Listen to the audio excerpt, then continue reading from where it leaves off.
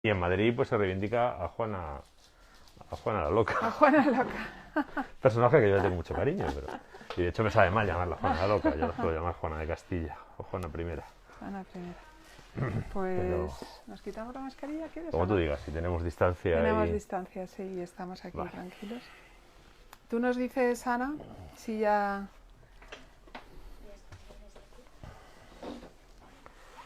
Ay. Bueno, pues buenas tardes, Lorenzo. ¿Qué tal? Qué ¿Cómo estás, gusto Lola? Pues ya ves, aquí vernos otra vez, un nos han año soltado, después, nos han ¿eh? soltado Nos han del soltado. segundo. Hemos sobrevivido Sí, y hemos trabajado mucho. Tú ya lo he visto. sí, hay que hacer algo con los días y no Hay que se hacer hacen con muy los días, largos. sí. El año pasado, en esta misma época, viniste por aquí para presentarnos, para firmar ejemplares del Mal de Corcira. Y ahora casi salió el 23 de abril, ¿no salió el 23 de abril? No, Casi salió salió el un 5 de poquito. mayo, si no El 5, recuerdo mal. el 5 de mayo, pues Castellano, Mm. Editorial Destino, es el nuevo libro de Lorenzo Silva. La nueva novela de Lorenzo Silva. Vamos a Mm. empezar por ahí. Novela, libro de Sí. historia. ¿Qué es Castellano? Bueno, yo creo que uno hace lo que sabe hacer, ¿no? Yo libros de historia no sé hacer, no soy historiador. Tampoco sé, aunque haya escrito algún ensayo, si soy un ensayista, ¿no? O si tengo las capacidades necesarias para ello, ¿no? Yo lo único que llevo haciendo desde hace tanto tiempo, que ya casi no me acuerdo de cuando no lo hacía, era contar historias, narrar. Y el formato que más me apetece, porque es en el que he encontrado más libertad y en el que también he tenido la oportunidad de involucrar en la conversación a más personas, es la novela. Yo siempre, casi siempre, con alguna salvedad, cuando me planteo una narración, y es una narración de largo aliento, la concibo como una novela. Esta es una narración de 300 y pico páginas, pues para mí la idea es que estoy haciendo una novela. Hay dos elementos que hay quien considera como, no sé, intrínsecos a la novela, que yo no lo tengo tan seguro en este momento, ¿no?, de la evolución del arte literario. El primero es que tenga una dosis importante de invención, ficción, fabulación, llámalo como quieras, ¿no? Pero bueno, no hemos tenido ningún problema en aceptar que, qué sé yo, que La Forja de un Rebelde es una novela y es Totalmente. un texto autobiográfico donde cuenta Completamente. Arturo Barea lo que le pasó, ¿no? O no hemos tenido mayor reparo en considerar que es una novela, no sé, pues por ejemplo, Mordesa, que es un libro hecho Claro. de materiales autobiográficos y no inventados, ¿no? O no hemos tenido, en fin, podría poner más ejemplos, ¿no?, de novelas que no tienen ficción prácticamente. Entonces, para mí, la ficción, bueno, pues es un elemento añadido que suele estar en las novelas, pero que no creo que sea un elemento esencial a estas alturas. Y el otro aspecto es que, bueno, pues que digámoslo así, el texto sea en todo su transcurso pura narración, pura sucesión de hechos, peripecias protagonizados por personajes, ¿no? Bueno, yo también creo que eso a estas alturas está bastante reventado, ¿no?, por el arte literario, ¿no? Cuantísimos textos narrativos no están trufados de ideas, de reflexiones, de conjeturas, de cuantísimas narraciones no apuestan por mostrar precisamente con transparencia, cosa que no hacen otras, ¿no? Algo que siempre está ahí, que es que el narrador, sobre todo cuando se acerca a hechos reales o que tienen alguna correspondencia con alguna realidad, está siempre pues haciendo eso, conjeturas, hipótesis, interpretaciones, y que esas interpretaciones ni son auténticas, ni son objetivas, ni son incontrovertibles. Totalmente. Bueno, pues yo creo que a estas alturas, por un lado, se puede hacer novela sin necesidad de inventarte quiénes la protagonizan y lo que está pasando. Lo relevante es el tratamiento que se les da a esos personajes, y en este caso el tratamiento de estos personajes no es historiográfico, son personajes reales, son hechos reales, pero el tratamiento no es historiográfico, el tratamiento no es de un ensayo ni antropológico, ni sociológico, ni político, ni militar, sino precisamente se les trata como personajes literarios, como personajes que están en una narración, y las ideas y las reflexiones que contiene el texto participan de esa voluntad de implicar al lector en las decisiones y las opciones que va abrazando el narrador. No pretender, como pretende la novela decimonónica, ¿no?, la novela histórica decimonónica, que, bueno, pues que el novelista que se acerca a un hecho histórico tiene interpretaciones que están completamente desprovistas de elementos subjetivos o de elementos intencionales o de elementos incluso emocionales o ideológicos, ¿no? Porque eso siempre está ahí. Sí, Castellano es un libro que se ha publicado ahora hace muy poquito, que se ha intentado que coincidiera con la celebración de los 500 años del levantamiento de las comunidades, ¿no? De los comuneros. Y hay también un viaje muy personal, ¿no? Es un libro que, aparte de contarnos aquella historia que hemos ido conociendo poco a poco, porque yo me acuerdo en los años 70, cuando estaba en el instituto, tenía, por ejemplo, unos amigos vascos que de repente, de un día para otro, se pusieron la chapela, me acuerdo. Y tenía otro amigo de Salamanca que un día me dijo, no, tenemos que ir a Villalar. Yo no sabía ni dónde estaba Villalar ni nada de nada. Es decir, que la rebelión de los comuneros no estaba en los libros de historia como tal, ¿no? No sé. Estaba en dos líneas. O sea, yo recuerdo lo que yo estudié. Lo que yo estudié es que cuando llegabas al reinado de Carlos V, que es el gran monarca de España, ¿no? Y de Europa, casi del mundo mundial y de la galaxia, pues había que contar que él llegó y bueno, pues hubo un levantamiento, ¿no? Y bueno, pues como una especie de, no sé, de China en el zapato que se encontró, ¿no? Que fueron unos castellanos así un poco airados, ¿no? Que se le pusieron en medio y que no entendían muy bien ese proyecto europeísta y moderno que traía Carlos V, y bueno, pues hubo que cortarles la cabeza. Se llamaban Padilla, Bravo y Maldonado, se les derrotó en Villalar el 23 de abril de 1521 y los decapitaron, ¿no? Y luego además en muchos libros aparecía el cuadrito este de Antonio Gisbert, del pintor este del 19, ¿no? Que es un cuadro historicista y bueno, muy falso todo lo que está con, ni la iglesia es la iglesia, ni llevaban esas ropas, ¿no? ni le cortaron la cabeza con esa herramienta. O sea, en el cuadro prácticamente nada es verdad, pero bueno, está bien porque tiene un aura, ¿no? Y claramente ha sido efectivo en términos artísticos, simbólicos y hasta míticos, ¿no? Pero nada más, no te decía nada más. Nada más. ¿Quién era Padilla? ¿Quién era Juan Bravo? ¿Quién era Maldonado? ¿De qué ciudad era cada uno? ¿En qué se diferenciaban? Porque no sé, eso como pinipón, ¿no? O sea, eran como las tres mellizas, ¿no? Había... Allí fuimos en el año 81, en abril, y me llevaron a Villalar y yo vi ahí a unos tíos que estaban con las banderas, que cantaban canciones, que se cantaba, que se ponía la música del No Mester de Juglaría, que en aquel entonces, bueno, pues tenía muchísimo éxito, ¿no? Entonces tú haces un viaje muy personal hacia esa parte de tu biografía o de la memoria, como una especie de búsqueda de cuáles son tus orígenes y nuestros orígenes, ¿no? Y hablas de esa como falta de ubicación o de arraigo, ¿no? Cuando tienes unos padres de origen castellano, otra parte de tu familia que es de origen andaluz, ¿no? Y cómo hay, como en esa época, en esos mismos años, precisamente, ese viaje, esa búsqueda hacia un origen, ¿no? Sí, yo identifico dos problemas que enseguida siento conectados, y porque creo que lo están, porque creo que uno depende del otro. Y al ver esos dos problemas conectados, también veo que quizá en la indagación personal que me plantean esos dos problemas, también uno sirve para resolver el otro, ¿no? Me explico. El primer problema que veo es que yo, en mi parte castellana, no identifico una identidad marcada, no tengo unas grandes referencias, ¿no? Tengo la ascendencia, tengo, bueno, pues la idea de que la mitad de mi sangre es más o menos de origen castellano. Me he criado en Madrid, pero Madrid ya es un lugar de identidad muy desdibujada. Y cuando de repente escucho esta música, que la escuché yo muy tarde, no la escuché en su tiempo, y de repente noto que hay algo un poco más fuerte, un poco más intenso de lo que yo había percibido, y que se vincula con esta historia, y me intereso por esta historia de la que prácticamente tenía poco más que ese contenido mínimo de los libros de texto. Digo, claro, es que que yo no tenga la identidad está relacionado con el hecho de que esta historia se ha contado muy por encima, se ha contado escamoteando todas las capas profundas e interesantes de la historia, ¿no? No porque no haya historiadores, no porque no haya incluso novelas, incluso en el siglo XIX se llegaron a hacer hasta zarzuelas sobre esto, ¿no? Pero digamos que el tratamiento que se le ha dado en el siglo XIX fue muy romántico, muy exaltado. Los liberales recuperaron, decimonónicos, recuperaron a los comuneros como una especie de héroes mitificados, que al final es una cosa hueca que no deja poso, ¿no? Y la recuperación que se hizo de ellos luego fue muy somera y siempre poniendo por encima a Carlos V, y el régimen, pues al final, el régimen hablaba hasta del imperio, pues el importante era Carlos V, ¿no?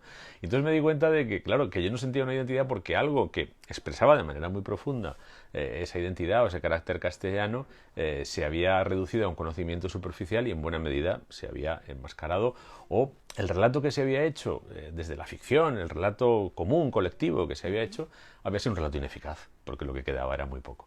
Entonces mis desafíos son, primero, voy a indagar en esa identidad que de repente siento que tiene, que me interpela y que además con otra reserva que expongo al principio del libro, yo no soy un entusiasta de las identidades y menos de las identidades nacionales, es decir, que ese ejercicio lo hago con prevención. Digo, yo no quiero acabar aquí saliendo con una bandera a reivindicar la patria castellana, quiero ver esa identidad que siento y que hay rasgos que me interpelan, cómo lo convierto en algo constructivo para mí y que pueda proponer a los demás en términos no excluyentes, que es como normalmente he visto proponerse las identidades a mi alrededor, ¿no? Y la otra cuestión es, oye, ¿qué podemos hacer desde la literatura? ¿Qué tratamiento distinto podemos hacer con esta historia para que la gente, en lugar de tener una lista de 3 nombres que ni siquiera sabe quiénes son, primero sepa quién es Juan de Padilla, quién es Juan Bravo, quién es Francisco Maldonado, pero también quién es su primo Pedro Maldonado, en cuyo lugar murió, por cierto, en un cambio de última hora, cosa que también no sabe casi nadie, pero no solo ellos 3, que ni siquiera son los líderes políticos de las comunidades, ¿no? ¿Quiénes son esos otros de quienes nadie sabe?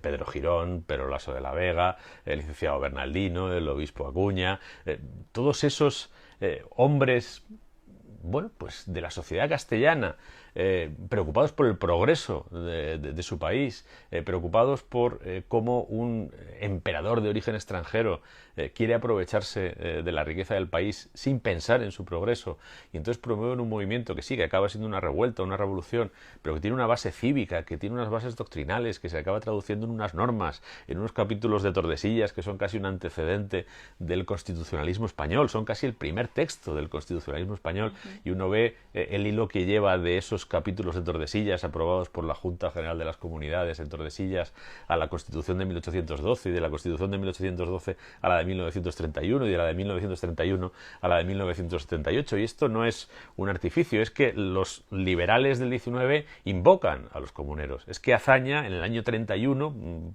2 meses antes de enfrascarse en la redacción de la Constitución republicana, escribe un texto sobre los comuneros. Es que al final lo que los comuneros proponen, que es una distinción entre el reino y el rey, y entender que al ser el reino y el rey diferentes, no puede prevalecer el capricho del monarca sobre el interés del reino, sino siempre el interés del reino sobre el capricho del rey, o por decirlo de otra manera, de una manera que se puede entender perfectamente, que el rey no puede servirse del reino, sino que el rey solo tiene sentido en la medida en que su acción esté al servicio del reino.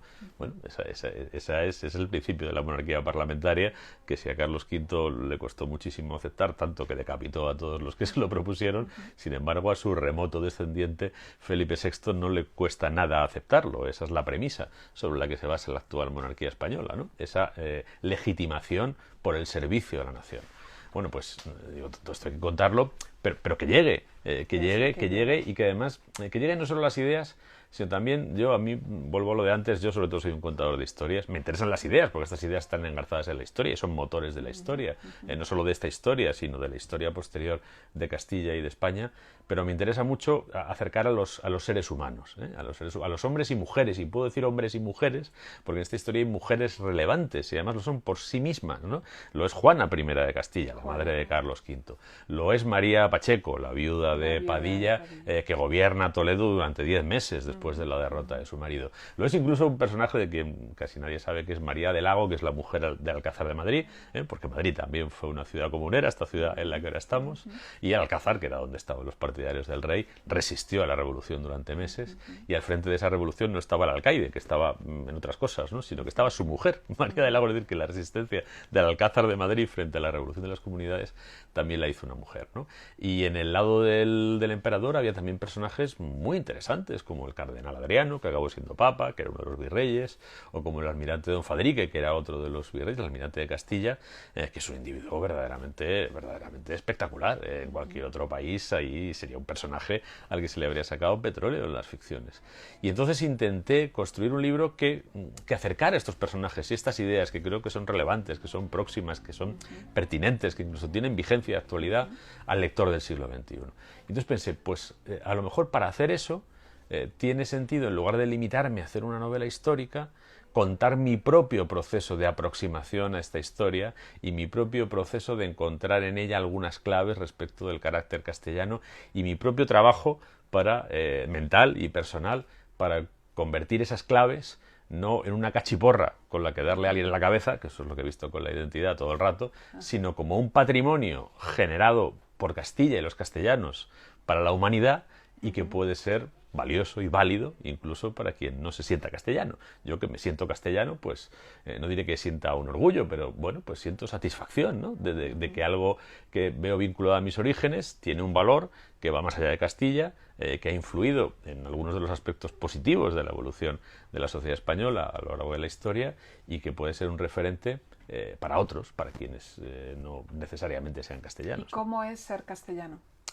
Bueno, ser castellano como ser neozelandés o ser birmano tiene muchas modalidades, ¿no? Hay una serie de parámetros que se identifican más o menos, algunos tienen que ver con los clichés. Los clichés, como siempre, pues tienen una parte de verdad, todos los clichés tienen una parte de verdad. Clichés buenos de los castellanos, cabales, íntegros, austeros, sobrios, etcétera. Oye, pues es verdad. Yo me acuerdo de algunos de mis familiares castellanos, identifico todos esos rasgos, ¿no? Clichés negativos, orgulloso, rígido, intransigente. Oye, pues también es verdad. No solo lo he visto en castellanos de mi familia, se ve en esta historia. El almirante don Fadrique, que es castellano, pero es un político astuto y es un tipo que intenta evitar la guerra y que intenta salvarle, por decirlo con palabras muy coloquiales, el culo a su señor de todos los errores que ha cometido, pero intentando que la sangre no llegue al río, se encuentra con que los delegados que le mandan los comuneros son tipos absolutamente intransigentes.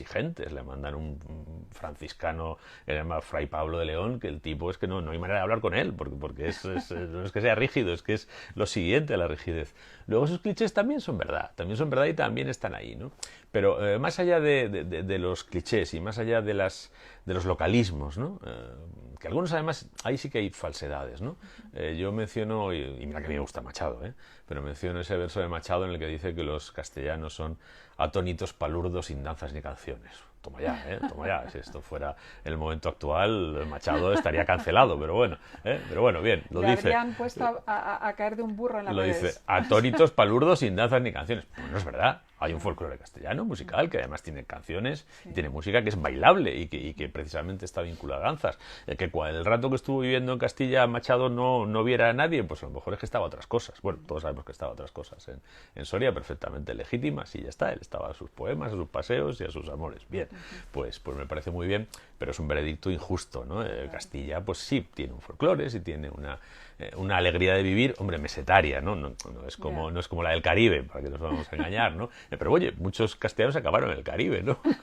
Como Francisco de Pizarro, que vivió en el Caribe mucho tiempo, cosa que te llama la atención cuando piensas en Francisco de Pizarro, pero vivió muchísimo tiempo en el Caribe, Francisco de Pizarro. Bueno, echa la broma esta y el chascarrillo. A mí lo que me interesa más que los clichés y que los particularismos, que son las grandes cuestiones, ¿no? Yo creo que al final cuando te acercas a una comunidad humana, creo que puedes encontrar grandes ideas fuerza que han motivado su construcción y su despliegue en la historia. Y yo en el caso de Castilla veo dos grandes valores, ¿no? Que creo que caracterizan por encima de lo demás y además para mí en un sentido reivindicable lo que es el carácter castellano, ¿no? La primera es, digámoslo así, eso además la palabra aparece en el poema de Fernán González, que es uno de los poemas propagandísticos, ¿no? Como Mío Cid, que también es parecido, ¿no? También está y es, en castellano. Es de la misma época, del siglo XIII, un momento en el que Castilla se quiere postular como columna vertebral de la cristiandad peninsular, ¿no? Y entonces, bueno, pues hay herramientas de propaganda y la literatura también ha sido una herramienta de propaganda. Tú te lees con atención el poema de Mío Cid y el poema de Fernán González y los dos intentan pues defender lo superior que es Castilla y los castellanos en muchos aspectos, entre otros a León, que es de quien hay que emanciparse, por así decirlo, ¿no? Pero bueno, en medio de todo eso hay una idea que está en el poema de Fernán González y que creo que conecta mucho con el origen de Castilla. Fernán González es uno de los condes castellanos, se discute si dependiente o independiente. Bueno, él rendía vasallaje al rey de León, con lo que probablemente lo de considerarlo independiente es un poco forzado. Pero bueno, el caso es que una de las ideas que hay en ese poema es la del afán. Y parte de una idea que también está en el poema, ¿no? Castilla surge en un pequeño núcleo entre tres reinos mucho más poderosos, el de León, el de Pamplona, luego Navarra y el Califato de Córdoba, y son poca gente en poca tierra y pobre. Y la manera en la que salen adelante es el afán. El afán. El afán. Hay un momento que Fernán González, cuando sus caballeros están cansados ya de pelear, dice, pues es que nos pasamos todo el día peleando y ya no podemos más. Y le dice, lo siento, es que nos toca, nos toca. O sea, pero había su afán, que sí, decía sí. Cervantes, ¿no? En el Quijote. Y en el caso de Castilla, el afán viene de la pobreza. Fernán González le dice, afán en pobreza. O sea, nuestro afán viene de nuestra pobreza. Y si queremos salir de nuestra pobreza, tenemos que fajarnos, ¿no? Eso al final genera, por un lado, el orgullo, tal y todo esto, pero también genera un sentimiento de dignidad y genera un sentimiento en el castellano de aversión al vasallaje. Hay otro momento del poema de Fernán González en el que cuando también vuelven a flaquear los caballeros, ¿no? Fernán González le dice, no podemos flaquear, porque si no, de señores que somos, vasallos nos faremos, ¿no? Somos señores de nosotros mismos. No podemos dejar de ser señores de nosotros mismos, no muy podemos ser castellano. vasallos Eso es de otros. Castellano. Claro, pues eso está en las comunidades. Esa idea, que puede tener una dosis de orgullo y un origen militar y guerrero y de un reino de frontera, pues para mí en el despliegue histórico lleva algo que está conectado a través de las ideas y los valores que aparecen en la revolución de las comunidades con lo que finalmente van a ser los derechos y las libertades fundamentales, es decir, la dignidad de los ciudadanos. El gobernante no puede valerse de los ciudadanos para utilizarlos como herramientas para su agenda particular, ¿no? Y eso Castilla lo desarrolla de una manera, eso está en las Cortes de Castilla, eso está en las leyes que promulgan los comuneros, esa es una idea fuerza que va atravesando toda la historia de Castilla y luego pasa a la historia de España, ¿no? Y que está en la base de las revoluciones del 19, en las bases del movimiento republicano, tanto del 19 como del 20, y al final pues está en los principios de nuestro ordenamiento jurídico actual, y eso viene de una pulsión castellana, ¿no? Y bueno, que me parece que es un valor que es interesante y que es reivindicable. Y otra dimensión que a mí me parece que caracteriza mucho a Castilla es su lengua. La gran producción, el gran legado de Castilla es el castellano, que ya sé que en su forma actual, el español, no es solo fruto de Castilla, pero el idioma se llama originalmente castellano, y Cervantes en el Quijote no habla más que de castellano, no dice ni una sola vez español, porque la lengua se origina en Castilla. Y esa lengua originada en Castilla tiene rasgos de la personalidad de Castilla. Y probablemente buena parte de su potencia tiene que ver con esos rasgos que tienen que ver con la historia de Castilla. Bueno. ¿A cuál me refiero, por ejemplo? Pues uno que a mí me interesa muchísimo. La sociedad castellana, yo creo que acaba siendo una sociedad de éxito en la península y acaba siendo el reino hegemónico de la cristiandad peninsular porque la sociedad castellana es la más mestiza de todas. La sociedad castellana está construida sobre la ganancia de terreno al Andalus. ¿Y eso qué quiere decir? Que la sociedad castellana, la mezcla entre elementos preislámicos, hispano-visigodos, para entendernos, ¿no? Elementos cristianos, elementos hebreos y elementos mudéjares, luego moriscos o de origen árabe, es mucho mayor que los demás. Mucho mayor que Navarra, mucho mayor que en Aragón, mucho mayor que en Cataluña, mucho mayor que en Asturias, mucho mayor que en León, y por eso el castellano es un idioma que responde a eso lo dice Unamuno, ¿no? El idioma es el fruto de los afanes de quienes lo producen, ¿no? Y en el caso de Castilla, el castellano es el fruto de su historia, que es la historia de un reino de frontera, que va ganando territorio y va incorporando poblaciones que están en otras ondas culturales, que tienen otras lenguas, que tienen otros valores, que tienen otras categorías mentales, y esas categorías mentales van enriqueciendo lo castellano y van haciendo que... Y lo van enriqueciendo en todos los sentidos. Mira, yo otro día estuve en Tordesillas tienes el hoy monasterio de Santa Clara, que es un antiguo palacio real de los reyes castellanos, ¿no? Ese palacio que está en Tordesillas, Valladolid, es un palacio mudéjar, donde hay patios árabes. Es decir, el rey de Castilla tenía un patio árabe. Tenía un patio árabe que además era algo que realmente apreciaba, porque para él eso era civilización y eso era refinamiento. Cuando descansaba de sus batallas, se iba a un lugar que está en Valladolid, donde tenía un patio árabe, hasta la arquitectura. Es decir, y ese elemento cultural es lo que aparece en la novela en un testimonio real de un viajero del norte de Europa que viene a Castilla en el siglo XV y que cuando cuenta lo que ha visto dice, si allí todos son moros, si el rey está vestido de moro, eso no parece un rey cristiano. O sea, dice, estos son todos infieles. Pensamos que Castilla es un rey, y Castilla era un reino cristiano, pero con una aculturación o con una incorporación de cultura oriental muy superior. Cuando hablamos de cultura islámica, hablamos de cultura oriental muy superior a la de los reinos del norte, ¿no? Y eso está en el idioma, eso está en la literatura, eso está en el Conde Lucanor, eso está en el arcipreste de Hita. El arcipreste de Hita se crió en una corte musulmana, porque su padre era cautivo de un rey musulmán. Cuando empiezas a estudiar el libro de Buen Amor, el libro de Buen Amor tiene versos que están sacados directamente de poetas andalusíes. Qué pena que cuando hacen tanta falta, ¿no?, referentes históricos positivos, ¿no? Porque uno mira hacia atrás en la historia de España y son muchos desastres uno detrás de otro, ¿no? Qué pena que toda esta historia de los comuneros se haya quedado reducido a una línea con 3 nombres exclusivamente, ¿no?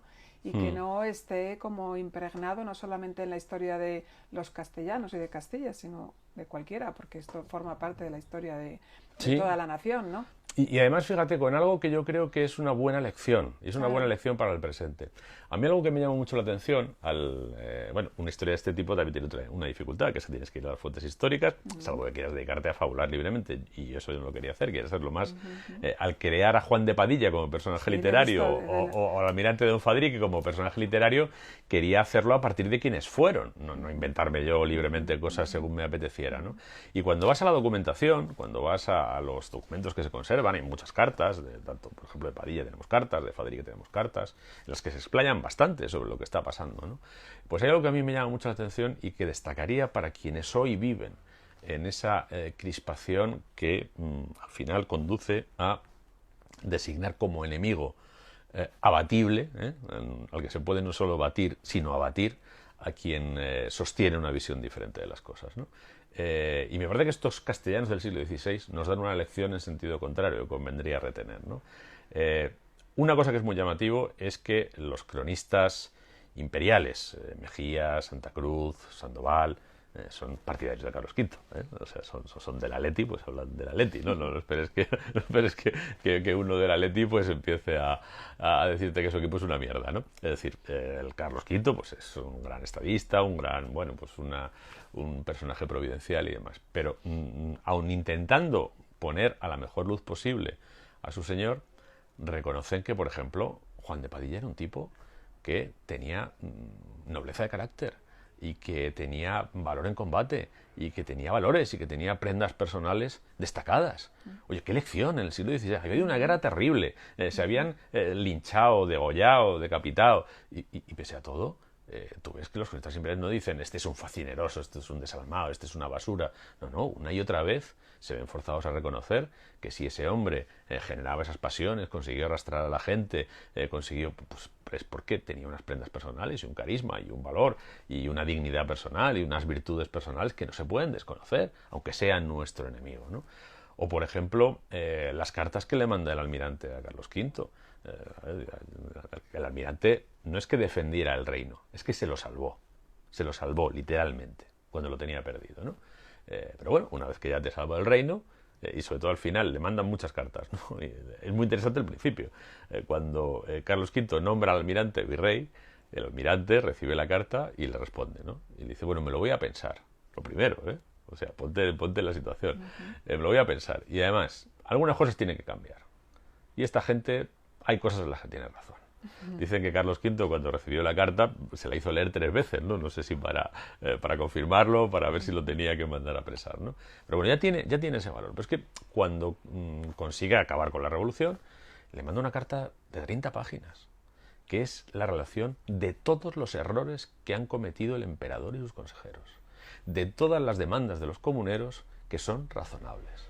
y de cómo, después de haberlos derrotado militarmente, hay que intentar apelar más a la clemencia, y le dice en un momento determinado, le dice, un rey, un príncipe, no puede esperar gobernar solo sobre el temor de sus súbditos.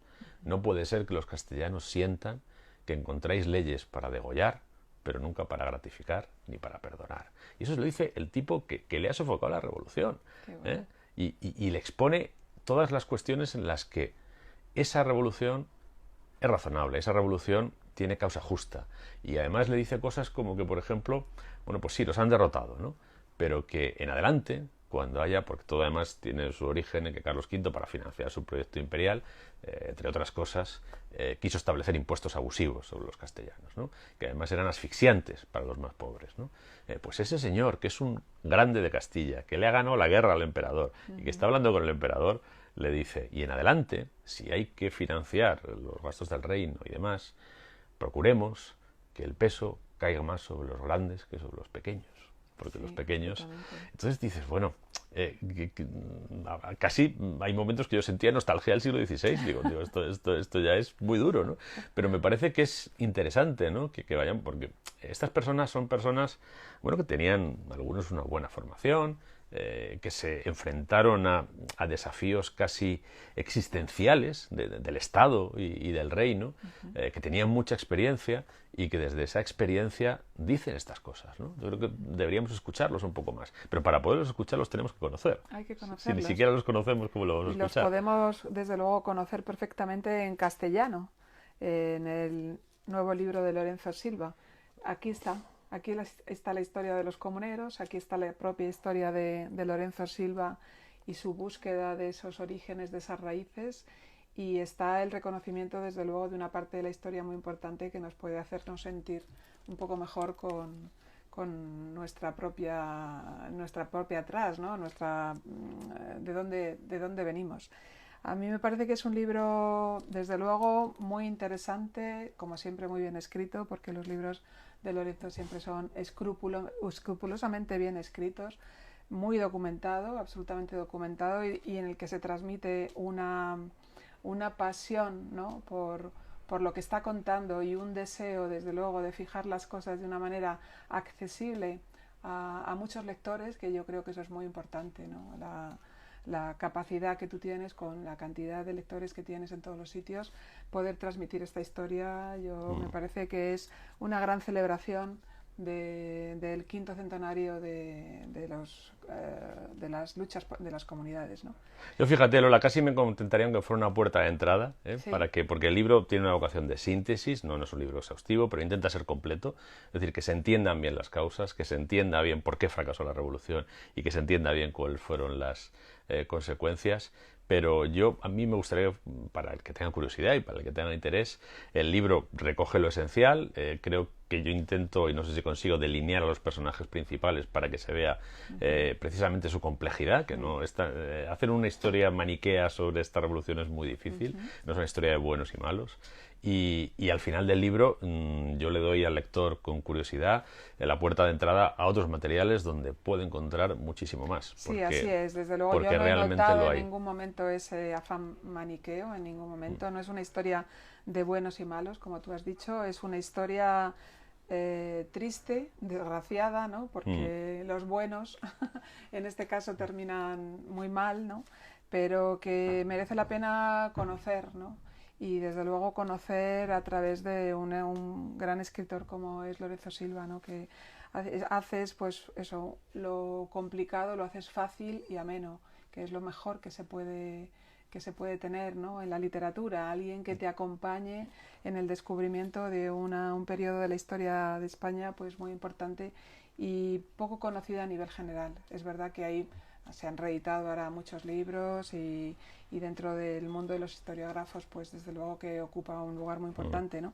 Pero sí que este es un libro, yo creo que para este verano, para llevárselo de vacaciones y disfrutar con una buenísima narración que podría haber sido una gran novela épica. Yo imagino que habrás tenido esa duda o esa tentación, ¿no?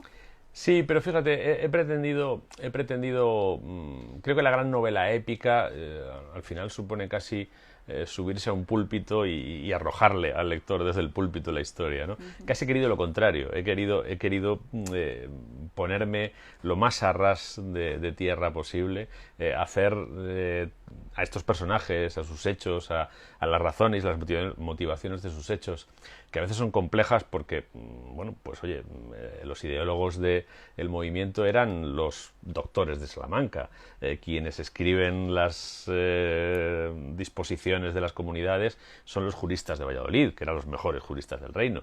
Es decir, aquí hay una elaboración intelectual muy compleja, ¿no? Pero yo he intentado que se entienda que está detrás de esa complejidad, que se entiendan las líneas principales de todo eso, pero que el lector se sienta al lado de esos hombres, al lado de esas mujeres también, ¿no? Es decir, que sienta la zozobra, las dudas, la humanidad más directa, ¿no?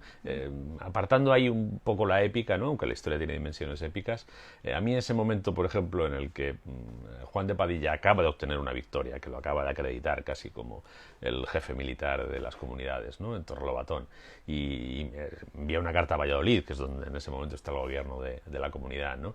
Y en lugar de jactarse la victoria, lo que le pide a los vallisoletanos, que en ese momento son un poco el núcleo dirigente, es que extremen los esfuerzos para concluir una tregua, porque acaba de ver los estragos que produce la guerra de los inocentes, de las mujeres y los niños.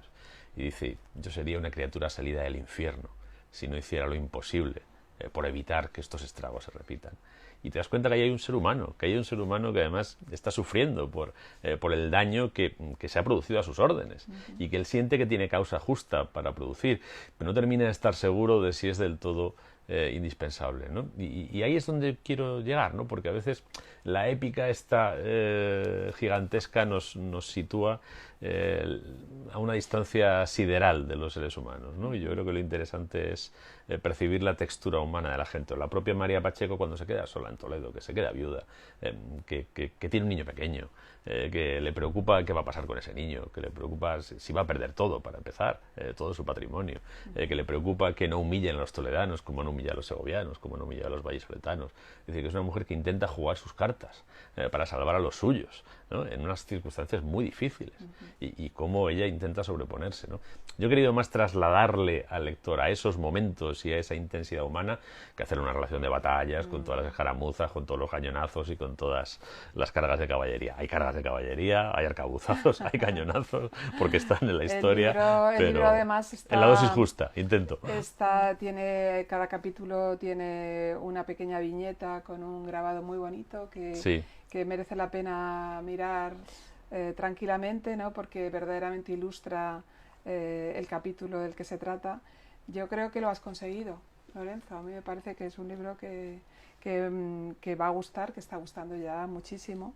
Es una historia, bueno, el sueño de la libertad, ¿no? El sueño de la justicia y la lucha contra los poderosos, ¿no? Es así, Padilla carga gritando, Padilla vienen contra él 1000 y pico jinetes, él apenas tiene 12 14 a su lado y carga contra los 1000 y pico gritando Santiago, que eso es muy castellano, eran muy creyentes, eso venía de fábrica con un castellano del siglo XVI, Santiago, libertad. Eso es lo que grita Juan de Padilla cuando hace su carga final, ¿no? Pues nada, libertad. Esto es castellano. Muchísimas gracias, Lorenzo Silva, por volver a la librería Alberti siempre. Un placer. Te vamos a esperar en la Feria del Libro, lo sabes, en septiembre. Yo creo que sí que vamos a poder celebrarla. Y nada, un gusto. Muchas gracias a todos los que os habéis unido a esta conversación y a todos los que estáis aquí, pequeño comité. Ahora Lorenzo firmará ejemplares, dejará algunos firmados también. Si hay alguien que quiere que se lo enviemos, lo puede pedir a través de nuestra web. Y bueno, pues muchas gracias, Lorenzo. Gracias a ti, gracias a todos. Chao a todos. He enviado muchos agradecimientos, saludos desde Buenos Aires, desde Florida y desde El Paso.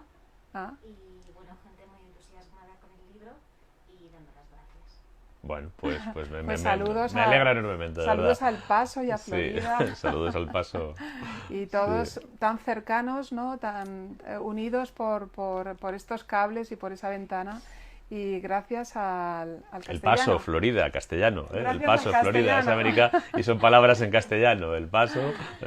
Gracias al castellano y gracias a Lorenzo Silva. Muchísimas gracias. Muchas gracias a todos. Muchas gracias. Pues muchas gracias, Lorenzo. Muy bien. Un placer. Pues, Un oye, placer, sí, un gusto. sí. Estupendo. Hola, ¿qué tal? ¿Qué tal?